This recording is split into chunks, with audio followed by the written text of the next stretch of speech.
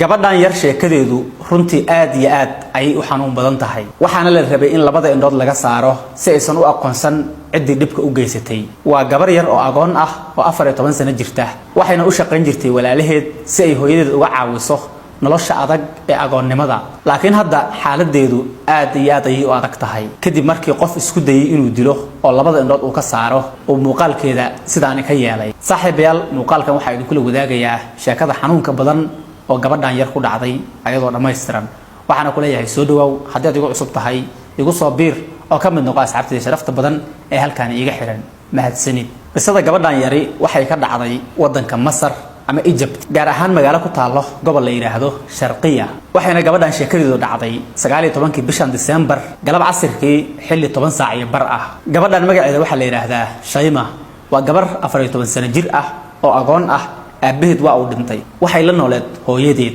oo ay ka caawin jirtay shaqada guriga iyo korinta ilmaha yar yar ayada la dhashay Shayma ayada da'aasi jirta ayaa wax ay u shaqo tagi jirtay suuqa waxayna ka shaqayn jirtay warshad dharka tosha hadaba maalinta dhibka loo geysanayo 10 saac iyo bar mar ay ka soo laabatay shaqada ayaa gurigooda waxay u imaatay hooyadeed oo joogta markii ay soo gashay ayaa hooyadeed waxay ku dhaxday gabadheedii baahi ayaa ay haysa waxaan cuno ayaan rabaa gabadhii Shayma ahaydna waxay ku tiri hooyo aniga ayaa cunto ku sameynaya xaafadana markaas waxa ka go'naa qudaartii lagu sameey lahaa cuntada sida darteedna hooyadeed ayaa waxay ku tiri suuqa qudaar nooga door ama meesha grocery-ga ee qudaarta lagu gado aad qudaarna noo soo gad Shayma markii ay guriga ka soo baxaysay oo albaabka ay sidaas u furi rabtay ayaa waxa isla markaas soo gargaraacay qof albaabka soo istaagay markii ay ka furtana qofka albaabka taagan waxa uu noqday qof rag ah oo iibinaya alaabo uu gacantiisa ku siday oo ay kamid yihiin taleefano iyo qalab kale oo elektarooniga ah kadibna ninkii waxa uu ku yiri alaabtaan iga gata yaani ninkaani albaabada ayuu gargaraacaa kadibna markii laga furo dadka ayaa waxa uu ku yiraahdaa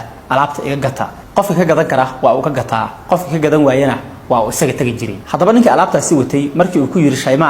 alaabtaan iga gado waxay ku tiri ma haysta lacag ku gato haddii aan haystana alaabaha la soo xaday anigu ma gato yaani ninku waxa uu muuqday taleefanada uu gadaayay maadaama ay celis ahaayeen nin uu ag inuu iibinayo alaaba la soo dafay ama la soo xaday sida darteed ayaana Shayma ninkii waxay ku tiri anigu lacag ma haysto haddii aan haystana alaabaha la soo xaday anigu ma iibs inta kadib markii hadalkaasi ku tiri horay ay isaga soo baxday maadaama ay doonaysay qudaar oo meesha qudaarta iyo adeega lagu gado ay u socotay waa ay soo baxday waxay imaatay meeshii qudaarta kadibna waxay iibsatay wixii ay u baahneed iyo qudaarta ay doonaysay laakiin ninkii albaabka ay ka furaysay oo ay ku tiri hadalkii ahaa anigu alaabta la soo xaday ma gato intaasi uga muusan harin oo wuxuu aad iyo aad uga carooday hadalka ay gabadha yar ku tiri kadibna waxa uu soo daba galay Shayma intii ay soo socotay oo dhan waa uu soo daba joogay marba meel ayuu isugu soo aadinayay ilaa uu hubsaday in meesha ay soo gashay ay tahay meesha qudaarta kadibna meel derbi ah ayuu isugu aadiyay ama uu ugu dhuuntay si uu u sugo inta ay ka soo baxayso Shayma iyadana qudaarteeda markii ay soo gadatay waa ay soo baxday si ay gurigeeda ugu soo laabato gurigeeda iyo meesha ay qudaarta ka soo doontana waxay isugu jiraan masaafo ilaa iyo cabaar ah oo waxa la sii marayaa wado dheer iyo meelo kala duwan hadaba markii ay Shayma soo laabatay ayuu ninkii soo daba galay gabadhii markii ay qudaarta soo qaadatay isla jidkii oo awal ku soo raacday ayuu haddana dib ugu raacday kadibna waxa uu eegtay mar ay soo gaartay ama ay ku soo aaday meel bannaan oo mataqaana beer bannaan ah oo waxdada aysan joogin geesaha dhanna ay dhirka kala xigaan wuxuuna bilaabay inuu ku soo ordo oo uu ka soo daba dhawaado markii uu ka daba yimidna gabadhii waa uu qabtay wuxuuna u garaacay si xaasidnimo ah oo mataqaana laftay taagto ayuu jabiyay waa uu baabi'iyay jirkeeda oo dhan muuqaalkeedana sidaan ayuu ka dhigay welibana si aysan u aqoonsan oo aysan u sheegin hadhowtii oo aysan u sharaxin muuqaalkiisa ayaa waxa uu go'aansaday in labada indhood uu ka saaro oo indhaha banaanka uga keeno si aysan hadhow u arkin ama aysan u aqoonsan wuxuu rabay inuu indhaha uga saaro labadiisa farood oo yacni wuxuu rabay inuu si xoog ah inta isha far uga geliyo kadibna uu banaanka soo dhigo ishiisa waxa sidaan wajigeeda u bedelay oo isheeda u madoobayna waa isaga gacantiisa hadaba intii uu jirdilayay oo uu la dagaalamayay oo uu isku dayay inuu indhaha ka saaro ayay gabadhii miirkii ka tagay oo ay mataqaana kooma gashay kadibna ninkii markuu uu arkay inay dhacday oo aysan dhaqdhaqaaqaynin ayaa waxa uu u maleeyay ama uu qaatay inay dhimatay oo ay naftu ka baxday marka kadibna waa uu isaga cararay meeshii maadaama ay dhaceen wax uu san filaynin gabadhii Shayma ahayd markii ay meeshii cabaar taalay oo uu miirku ka maqnaa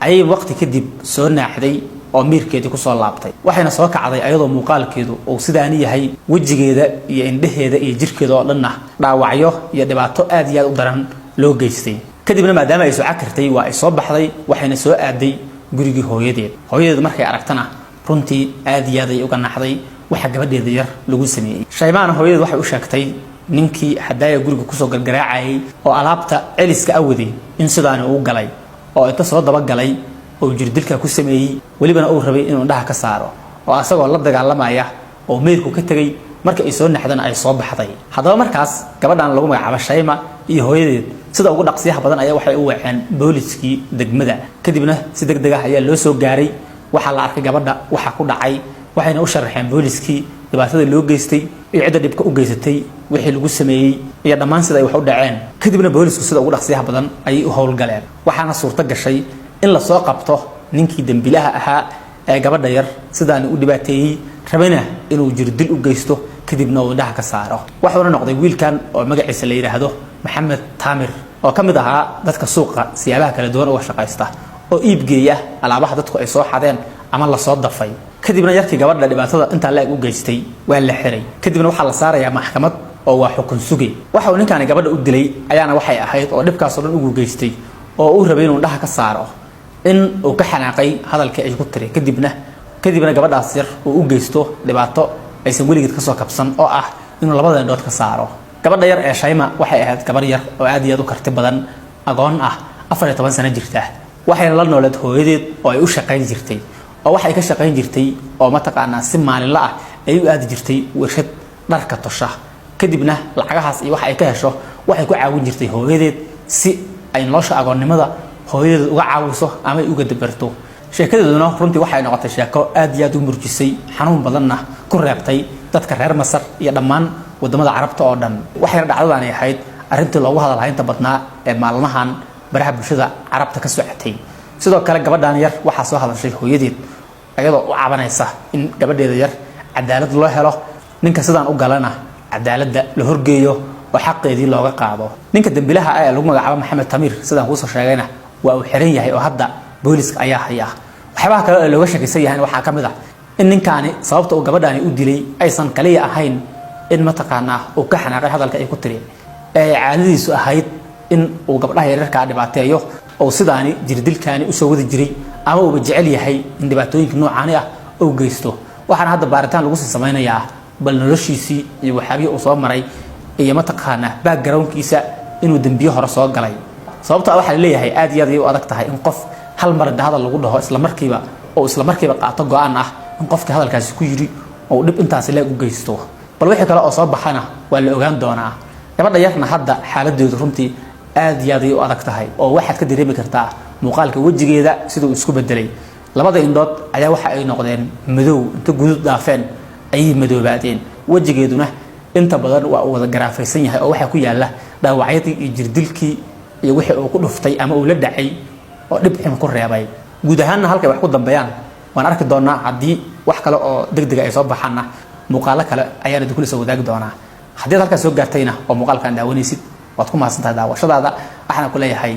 soo dhawaaw hadii aad cusub tahay ku soo biir asxaabtayda sharafta badan halkaani waa YouTube channelkayga Axmed Shawqi oo aan ku soo gudbiyo muuqaalo update ah oo joogto ah tan inta ku kulmi doono muuqaal kan lamid ah waxaan idinkaga tagayaa nabadiina wassalaamu calaykum waraxmatullaahi wabarakaatuh